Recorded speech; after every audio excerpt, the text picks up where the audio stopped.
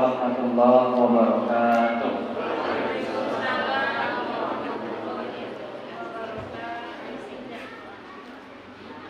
Alhamdulillah alladzi arsala rasulahu bil huda wa dinil haqq liyudhhirahu 'ala ad-dini kullihi wa kafaa billahi shahidan.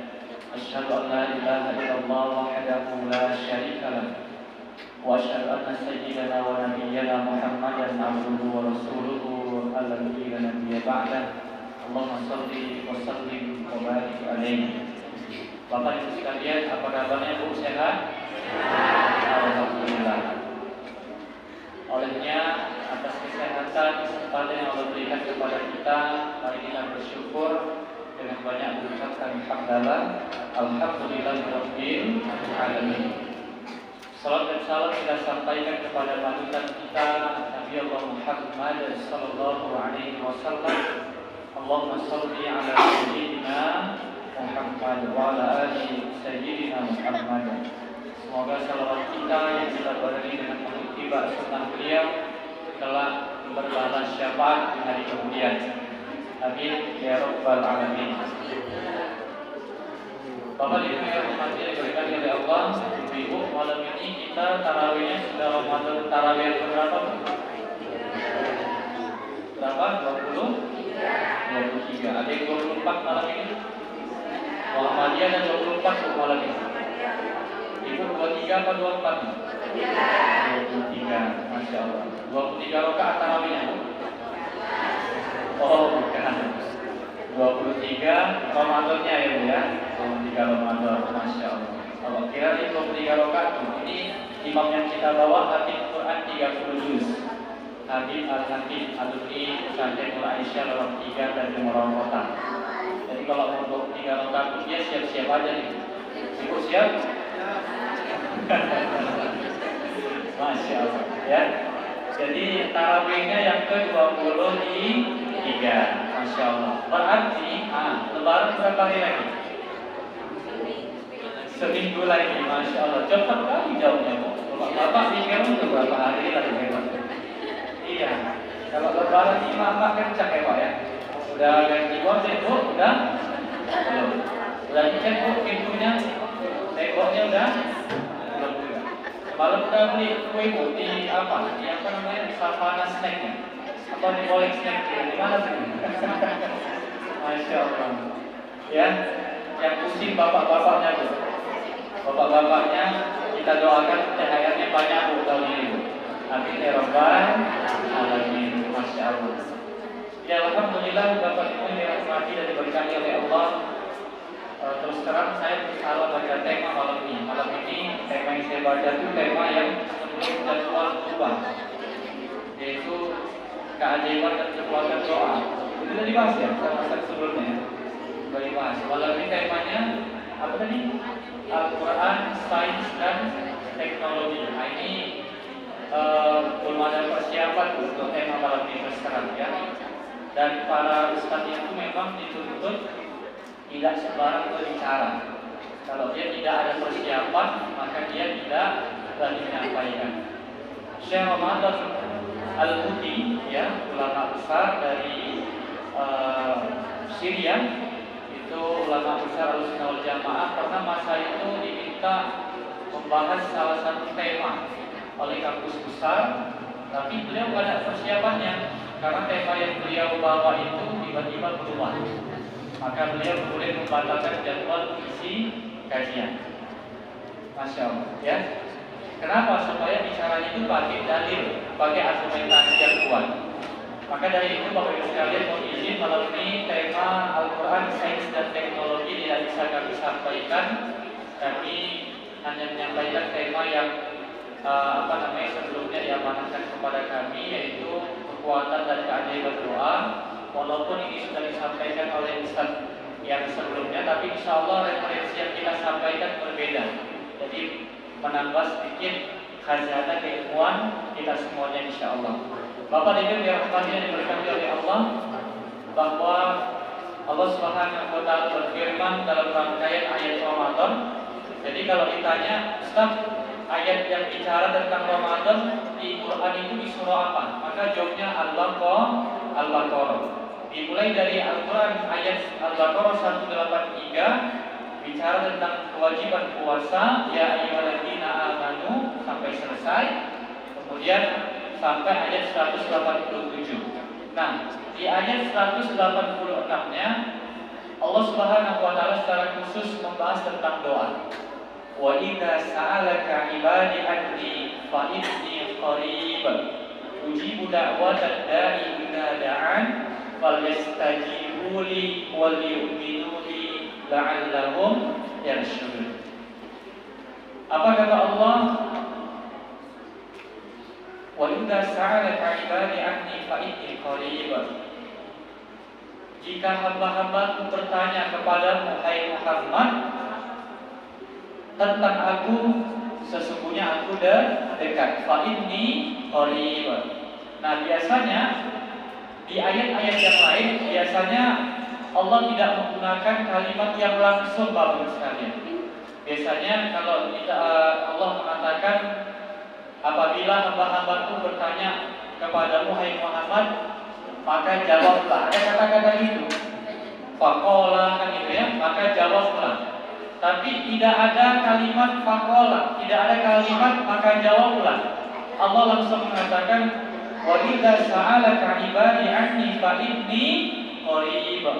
Apabila hamba-hambaku bertanya kepadamu, hai Muhammad, langsung Allah katakan fa inni qarib. Sesungguhnya aku dekat. Apa maknanya? Ulama tafsir kemudian menjelaskan makna dari ayat ini bahwa seolah-olah Allah pengen menyampaikan di bulan Ramadan ini kalau ada seorang hamba meminta kepada Allah, ya tidak mesti pakai perantara melalui Rasulullah lagi. Langsung saja minta sama Allah, pasti Allah kabulkan.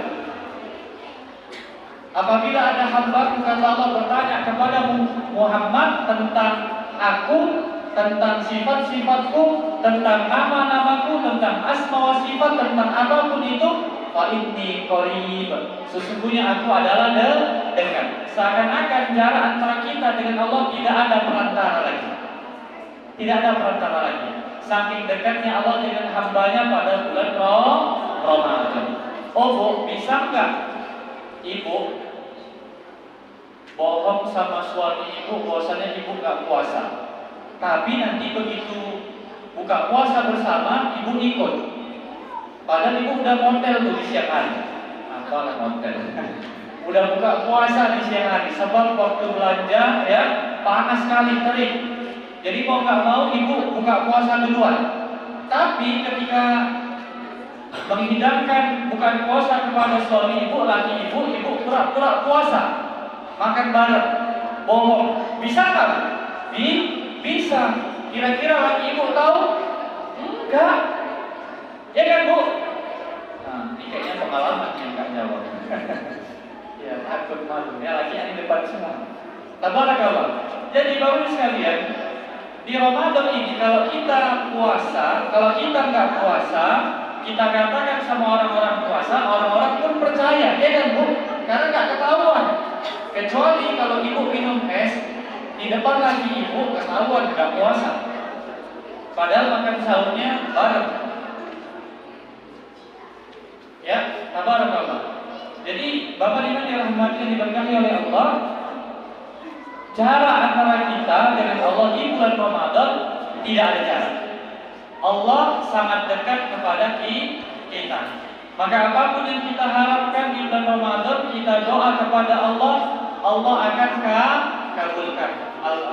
Surah Al-Ghafir ayat 60. Ud'uni astajib lakum, kata Allah. Hei hambaku, doalah samaku, minta samaku, mohonlah kalian samaku, pasti ku kabulkan. Pasti ku perkenankan. Oh Bu, ada tak doa yang gak dikabulkan sama Allah? Ada Bu? Ada doa yang belum dikabulkan Allah? Kalau belum dikabulkan itu ada. Tapi kalau tidak dikabulkan itu jarang terjadi. Tidak ada doa yang tidak dikabulkan Pak, kecuali doa minta keburukan. Ya Allah, sesatkan kawanku ya Allah. Ya Allah, miskinkan dia ya Allah. Ya Allah kirikan dia kok sombong kali dia ya Allah. Itu dikabulkan kok yang gitu-gitu? Enggak dikabulkan sama Allah. Kecuali kalau kita dizalimi sama orang, kita minta agar Allah kemudian mencelakakan dia, itu bisa dikabulkan. Itu babnya beda. Bab doa orang yang teraniaya, bab doa orang yang terzalimi, beda kasus. Tabarakallah. Jadi apapun permintaan, baik kita di bulan Ramadan ini kita minta sama Allah, ya Allah semoga tahun depan 2 tahun lagi bisa berangkat umroh ya Allah. Minta sama Allah di Ramadan ini. Serius. Ya, karena wa idza sa'alaka ibadi anni fa inni qarib. Itu ayat tentang Ramadan. Ayat tentang kita minta sama Allah, Allah pasti kabulkan doa-doa kita kalau kita berdoa kepadanya. Ujibu da'watad da'i idza da'an falyastajibu li wal yu'minu bi la'allahum yarshudun. Tapi ada syaratnya. Ada syarat doa kita dikabulkan oleh Allah. Ujibu da'watad da'i idza da'an falyastajibu li wal yu'minu bi, yaitu beribadah kepada Allah dan beriman kepada Allah dalam hal kebenaran. Jadi syarat doa dikabulkan oleh Allah itu dibarengi dengan ibadah dan kita meyakini doa kita pasti dikabulkan oleh Allah. Tidak boleh berdoa sama Allah kita nggak yakin Allah kabulkan. Ya Allah, semoga 5 tahun lagi bisa berangkat umroh ya Allah. Tapi kalau nggak bisa berangkat nggak apa-apa ya Allah. Ini doanya nggak yakin. Ya, doa sama Allah harus yakin. Bapak ini dirahmati yang diberkahi oleh Allah. Jadi tidak ada doa yang tidak dikabulkan oleh Allah, melainkan doa itu ditunda. Atau Allah ganti pengkabulannya dengan yang lebih baik. Misal ada anak ibu ya tamat SMA, pengen dia kuliah di UI misalnya di Depok, nggak keterimanya di Unimed misalnya, ya bukan berarti Allah tidak mengabulkan doa kita, tidak mengabulkan doa anak ibu, tetapi Allah memberikan yang terbaik sesuai yang dibutuhkan oleh anak ibu. Bisa jadi kalau dia kuliah di UI, begitu dia berangkat kita antar dari Kuala Namu naik pesawat bu, ya belum lagi sampai UI pesawatnya leong. Apa istilah leong? Ya, Medan bahasa kita itu ya. Walaupun nggak masuk akal, tapi bisa jadi. Atau dia kuliah di sana karena itu di Depok, kan bu, dekat dengan Jakarta, ya, yang pergaulannya itu betul-betul maju, ya, anak kita jadi rusak, tidak terkontrol. Tapi karena dia kuliahnya lulusnya di Unimed, masih terkontrol sama orang tuanya, masih bisa dipantau, walaupun dia tidak sampai di Depok, tidak di UI, dia hanya di Unimed, tapi dia bisa jadi orang yang berprestasi, jadi orang yang betul-betul berguna. Beda. Saya dulu waktu sekalian waktu tamat SMA dari Muradiji, saya berdoa sama Allah ketika ikut ujian masuk di kampus saya pertama itu pilihannya USU, yang kedua Unimed. Saya berdoa sama Allah, ya Allah, semoga Engkau luluskan hamba masuk di kampus yang hamba cita-citakan, kuliah di USU, kalau nggak di USU di Unimed. Itu permintaan doanya. Udah habis ujian, awak datang ke Unimed bu, awak pegang, awak les-les gedungnya bu. Ya Allah, bila gedung fakultas ekonomi, awak pengen kuliah sini ya Allah. Betul bu, saking niatnya pengen kuliah di fakultas ekonomi USU.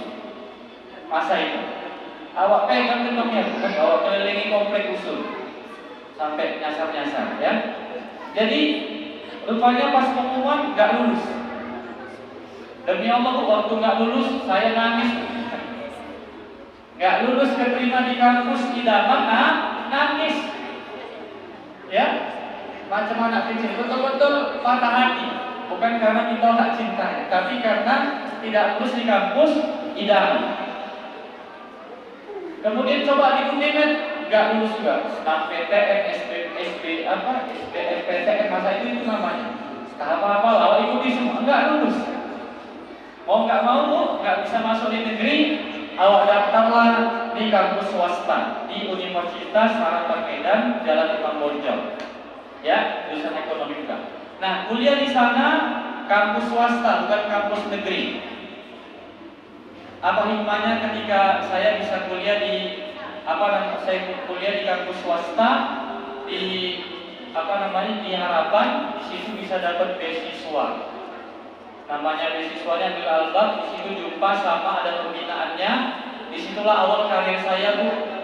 Ece-ece jadi ustaz kan, kira-kira gitu. Karena kami dapat beasiswa, ada pembinaannya. Sebulan 4 kali, dari jam 8 pagi sampai jam 4 sore. Diajari Quran, diajari hadis, diajari jadi dai, kan itu kan dibina. Sampai tiap bulan Ramadan kami dikirim ke pelosok daerah, ke Humbang Hasundutan, ke Karo, ke Dairi, ke Simalungun 1 minggu. Jadi imam tarawih, isi kajian, ya, isi berwetan ngajari orang ngaji di pelosok pedalaman. Nanti setiap setiap Idul Adha kami bawa ratusan ekor kambing, puluhan lembu ke daerah minoritas muslim di sana, disembelih di sana amanah para donatur sekaligus dari khotib Idul Adha. Saya berpikir ini dulu kalau saya kuliah di Unimed atau di USU, saya nggak akan bisa ikut pembinaannya seaktif itu. Kenapa? Karena di Unimed atau USU, Bu, itu jam masuknya, jam belajar, jam kuliahnya suka anti dosennya. Hari Minggu pun bisa ngampus itu. Suka anti dosennya. Tapi karena di swasta itu jadwal belajar sudah ditentukan di kampusnya, sehingga kita bisa atur tuh yang mana dakwah ke Karo, yang mana dakwah ke Simalungun, ke Humbang Hasundutan yang banyak kuda liarnya di pinggir-pinggir jalanan, ke Toba Samosir, ya. Itu pernah kami alami sejak kuliah S1 sampai selesai sarjana ekonomi. Saya sudah naik mimbar masjid ke masjid, khotib Idul Adha, Idul Fitri di pelosok pedalaman. Bahkan melalui saya kuliah di swasta, tidak jebol di negeri, 2016 sudah menginjakkan kaki ke Malaysia dan Singapura, kami study tour ke sana gratis. Kalau waktu itu saya kuliah di Unimed atau USU, belum tentu bisa ke Malaysia atau Singapura. Ya, ternyata ya Allah gantikan dengan yang lebih baik. Allah gantikan dengan yang lebih baik. Tabarakallah. Punya sarjana ekonomi, pengennya jadi manajer, Bu. Tamat kuliah, mana pula pabrik buka lowongan manajer, kan itu? Nggak semuanya ada. Nggak nyambung, Bu. Tamat S1 sarjana ekonomi, manajemen ekonomi, jadi guru 4 tahun. Jadi gurunya bukan guru ekonomi, Bu, guru olahraga. Kenapa? Karena sejak SMA sudah jadi pembina pramuka. Termasuk nih, kayaknya ada di sini murid saya dulu di Al-Muklisin. Saya pernah ngajar 3 tahun di Al-Muklisin. 3 dan 4 tahun lupa. Yang saya murid-murid termasuk ada Rino Octaviani, sekarang dan kuliah jurusan politik Islam di UIN Sumatera Utara.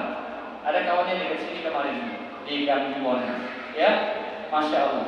Jadi kemudian ngajar juga di Nur Ajiji, ya, karena saya alumni Ajiji, ngajar komputer di Ajiji. Sarjana ekonomi ngajar komputer, tak nyambung. Baru alhamdulillah 2 tahun yang lalu baru dipinang oleh salah satu perusahaan properti, langsung jadi manajer, tidak pakai interview. Alhamdulillah. Baru kepake 2 tahun yang lalu gelar sarjana ekonomian. Ya kan? Pengen jadi pengusaha, kemarin nyalek menang pula, bulan 10 jadi anggota DPR kan? Inilah perjalanan kehidupan, ya. Tidak ada doa yang sia-sia. Semua doa dikabulkan oleh Allah. Cuma Umar bin Khattab radhiyallahu anhu pernah mengatakan, sesungguhnya aku tidak pernah sedikit ragu pun, tidak pernah aku di dalam hatiku ada keraguan doaku tidak dikabulkan oleh Allah. Tapi yang aku takutkan, aku tidak lagi mau mengangkat tangan berdoa kepada Allah. Ini yang ditakutkan oleh Umar bin Khattab. Dia tidak takut doanya tidak dikabulkan oleh Allah, karena Allah menjamin. Surah Al-Ghafir ayat 60, Ud'uuni astajib lakum. Hai hambaku, berdoalah kepadaku, aku perkenankan doamu. Ujibu da'watad da'i idza da'an. Siapa yang berdoa kepadaku, Allah akan kabulkan doa-doaku. Tabarakallah. Jadi tidak ada doa yang tidak dikabulkan. Tapi yang dikhawatirkan Umar bin Khattab, tiba-tiba dia jadi sombong, dia jadi sukses bukan karena Allah, dia jadi hebat bukan karena Allah, dapat pekerjaan bukan karena Allah. Itu yang ditakutkan Umar bin Khattab. Ya, dia takut dia tidak lagi mau berdoa kepada Allah. Karena orang yang tidak berdoa kepada Allah, dia jatuh menjadi sombong. Seakan-akan prestasi yang dia raih, kebaikan yang dia dapatkan, kejayaan yang dia raih, kesuksesan yang dia dapatkan itu mutlak karena usaha dia. Padahal semua itu atas pertolongan Allah. Kalau tidak Allah mengabulkan doa kita, maka tidak mungkin bisa terjadi. Ya, dengan doa seorang penakut bisa jadi pemberani. Dengan doa seorang yang bejat bisa jadi orang baik. Dengan doa orang yang tidak pernah sholat jadi rajin sholat. Dengan doa laki-laki yang